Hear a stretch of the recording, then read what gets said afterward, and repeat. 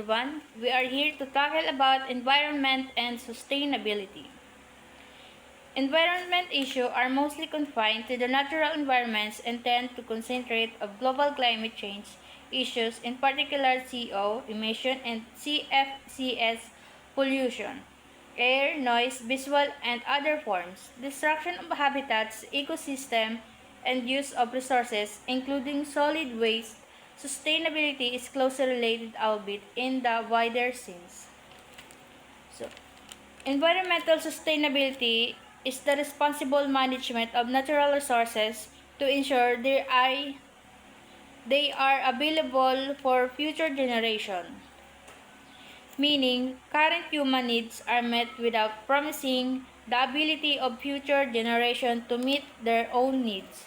It involves balancing human activity with the health of the planet by preserving ecosystem, conserving resources like clean air and water, reducing pollution and managing waste emission.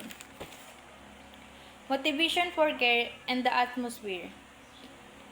For environmental issue and action, companies and individuals have different motives. Economic interest, regulatory concern, business dynamics, and the dimension of social responsibility are among the motivation.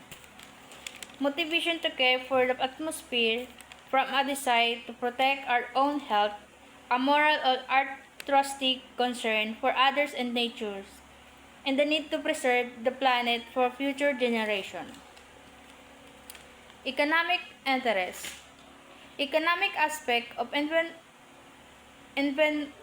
environmental behavior are both pervasive and significant. Incandescent lamps into compact fluorescent lamp result, for example, in reducing energy consumption and by extension and reducing pollution from power plants that generate less electricity now.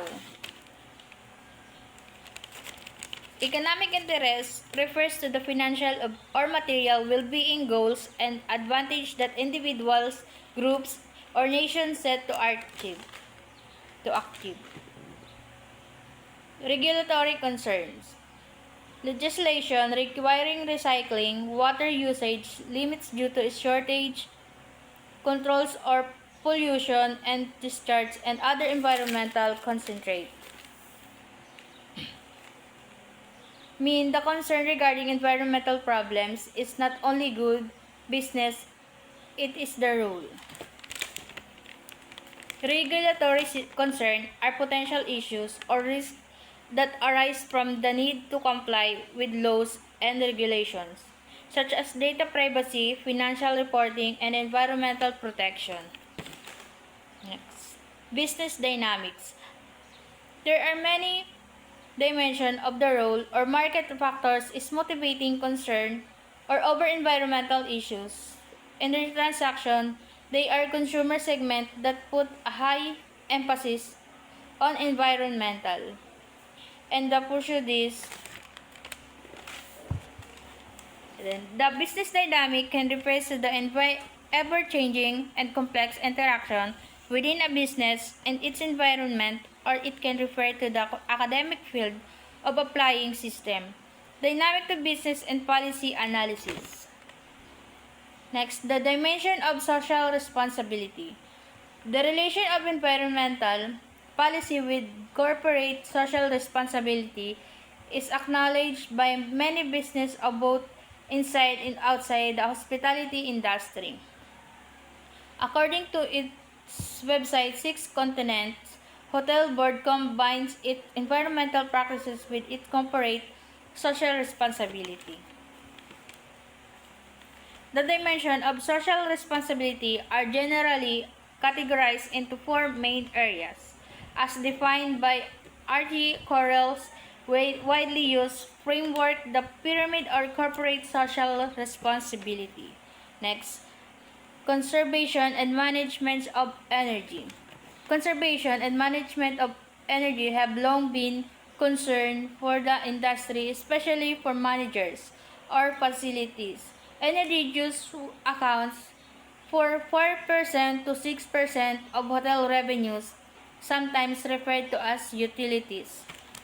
And then, energy conservation is the practice of reducing energy consumption, while energy management is a strategic process of controlling and optimizing energy type and uses. Next is the effective of machines. There are a range of ways for hospitality operation to recycle and reuse waste resources. The recovery of heat or cold from exhaust air is a one choice for all commercial buildings. Preheating or cooling of incoming air of the buildings from the exhaust air is a method of recycling and reusing waste energy. Further opportunities for heat recovery, both from exhaust air and from discharged water, are created by laundry. The responsibilities are almost endless for the resourceful. The role of machines in our lives that their impact is a double-edged sword. On one hand, machines have transformed industry, boosted productivity, and improved our quality of lives. United National World Industry ay United National World Tourism Organization, Sustainable Development Goals and the lodging industry. Social, cultural, and economic factors.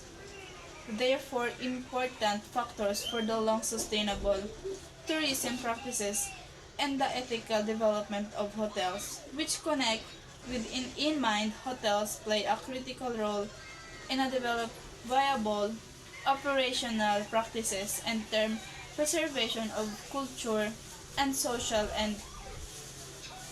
the social and economic stability of host communities, informing customers about sustainable behavior. The initiative mentioned, such as reducing energy consumption and promoting eco-friendly practices, are practical example of how the industry can make a positive difference. It also encouraging to see countries like Saudi Arabia incorporating sustainable tourism into their long-term plans. What advantages are there? It drives growth. Business growth is related at the macro level to the achievements of SDGs. To sustain their employees, companies need a resilient, efficient, trained, and balanced workforce from all departments. It addresses risk. Have a stable market means the investment entails less risk. Every SDG is a risk area that challenges the organization and society.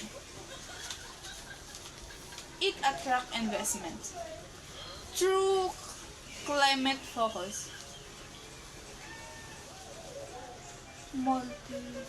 multilateral sorry, multilateral public funds, both the government and private sectors have committed cash to project for the implementing the SDGs. It focuses on business important. The hospitality industry is a people-focused company.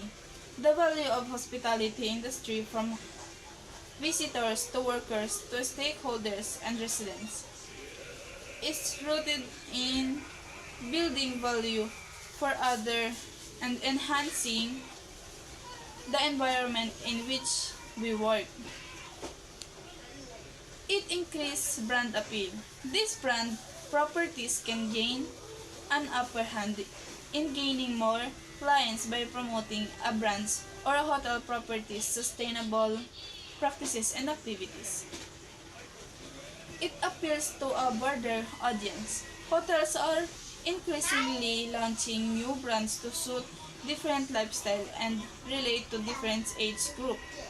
Despite the increase in demand for sustainable accommodation, travelers still face obstacles while making sustainable travelers' choice. 8 phase of your commitment.